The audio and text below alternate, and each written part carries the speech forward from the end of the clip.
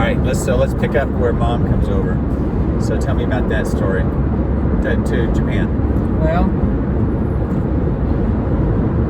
she had to come by ship, and I had to pay for it. We couldn't come by air because the airplane cost $488, and it only give you 60 pounds of luggage. And being a lower enlisted man, I thought that we'd have to have more bedding and pots and pans and sheets and things. So we talked to the shipping company, and they could bring unlimited supplies. So she could bring 400, 500, 600 pounds, whatever she thought she could get. So I think she just caught a bus back out to California by herself and got to the pier, and they loaded her up, and she was in the bottom of the ship in a cheap class, which is we could afford, with 7 missionaries. I think they were Catholic missionaries going to Japan. Right. So she was in there with the 7 missionaries, but she happened to meet a young girl on a ship that was an entertainer going to Japan to entertain. Right. And her and Jean got to be friends.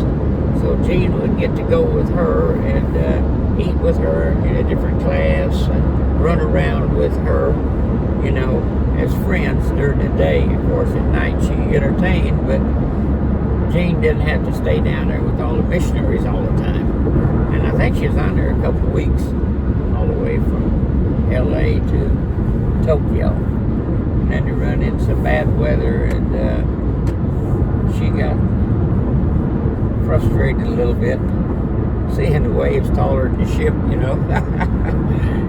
She just said she just more or less stayed inside and didn't look out the window no more. So how long were you in Japan before Mom came over? Maybe 6 months, something like that. Okay. And now, where did you all go on your honeymoon? Well, actually, just went up to Grand Lake to our property, our houseboat on Grand Lake. Okay. Just went up there. See, we had a short time. We couldn't go nowhere. Just Right. a few days up there. So that was in June. So Yeah. you're going to have a nice summer And time. we went over there, and and she come over. Yeah.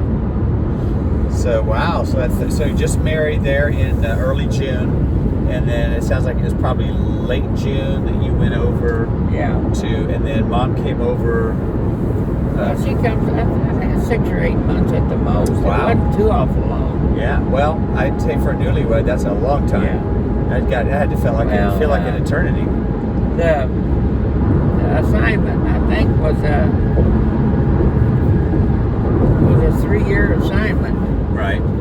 But I don't know if the married men were 3 years. I don't know if the single guys were less or what. But I went in and talked about getting my wife over, and one guy encouraged me. I talked to some guys in our squadron that were young, and he said, "Man, bring her over, bring her over." He says, "The military goes out of their way to help you." So You know, prior to this conversation where this guy's encouraging you to bring Mom over, what are you thinking? I mean, when are you thinking you're going to see Mom? Of course, it'd be nice to be joined, you know. I mean, Well, wait a minute. You're telling me that you went over to Japan thinking you're not going to see your new wife? well, Like when for you're 3 assigned years? something, you just don't.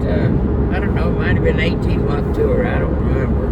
So you think you're saying goodbye to her for 18 months? Well, they usually look out for the married people, and so I went over there. I understand that. I'm just trying to understand what you're thinking Yeah, when you well, leave for Japan. What are you just thinking? have to do the best you can, you know. Things will work out. I just had faith that things would work out okay. And so when I got over there, I went to the base squadron commander, and he said, "I don't think you need to come over here." And I said, "Well, I've talked to all these single guys in our squadron. There's a bunch of them." I says, "Every one of them is saving money, and they're getting along real good with their wives over here." And Wait, now you just said single guys. Do you mean guys I meant without their wives? the younger guys is what I meant to say, that are married. Okay, the married guys. The that- young married guys Right, were okay. doing real good. And by the way, I've already got my wife coming over on a ship. And he sort of, "Do what?" I said, "Yeah, we put in paperwork and everything, and I don't see why if we if all these other guys are saving money and everything is so cheap, why can't she join me? And he was sort of stunned, and he said, okay, no problem. And they were real good.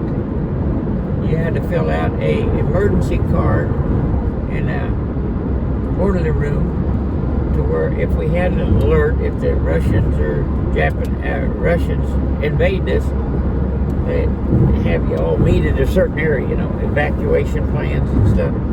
So every Thanksgiving and Christmas, they'd bring all us young enlisted men a turkey or a ham or something, because we had a snack bar in our squadron where they sold food and they made tons of money, and so they just put this money back into helping the young people. That's what I say. I talked to everybody and they said, man, we're saving money, bring her over. Well, that is fascinating. That may be the most fascinating thing I've heard during this trip is you leave for Japan not knowing if you're going to see your new wife, married less than a month prior.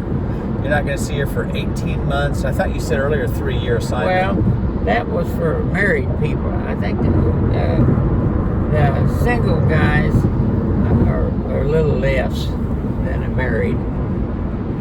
But I don't know exactly what it was at that time. It was about half, you know. I'm not tracking with you. When you say about half, what are you referring to? See, the married guys, once they're married, it's 3 years. But a single guy might have been 18 what's months. 3 years? What's 3 your years? tour of duty.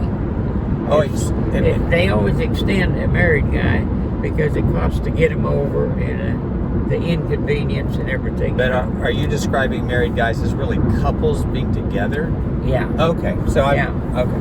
Yeah. So you're saying it was common to have couples together? Yeah. Oh, yeah. But you weren't sure about mom coming Well, over? no, when I talked to all these single guys and they said it was good, I went ahead and booked a passage and stuff and then told the commander that she's coming.